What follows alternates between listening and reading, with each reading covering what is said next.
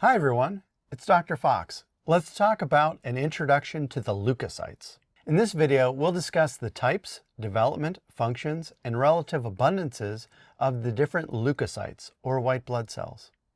So white blood cells, or leukocytes, as a group, are important for defense, for providing a level of safety within the blood from antigens or parts of external pathogens.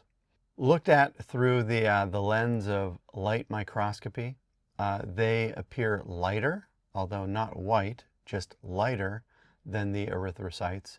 And so that's why they get their name as white blood cells. They circulate throughout the cardiovascular system, but also frequently will move into the tissues for their functions. You might notice through microscopy that certain white blood cells look stippled.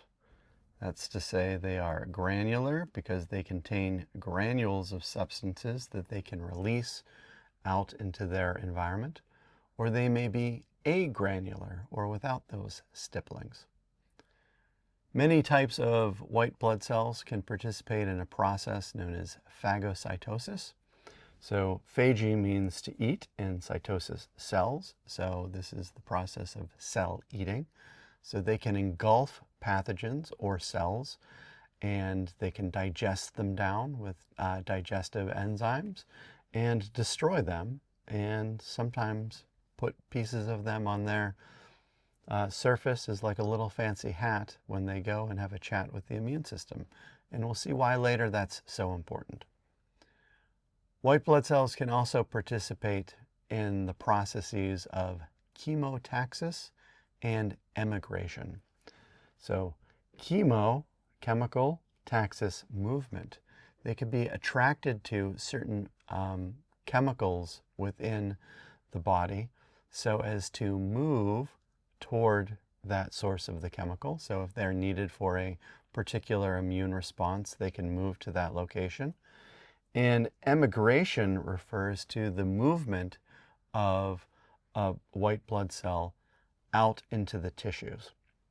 This isn't a graceful movement. Oftentimes this is a very awkward movement or extravasation from the vasculature out into the environment. So think of like a raccoon trying to fit through a gap in a screen door.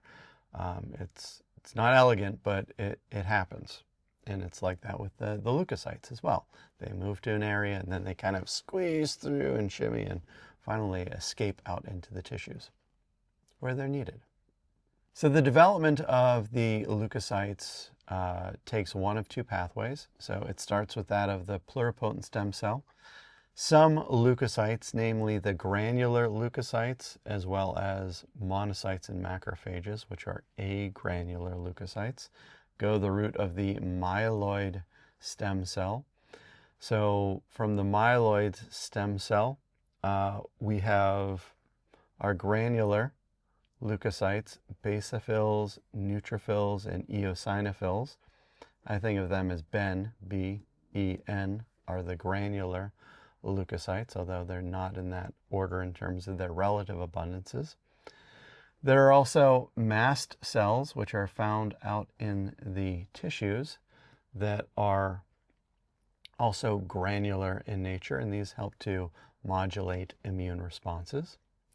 And then the agranular leukocytes that are derived from myeloid stem cells include monocytes and macrophages.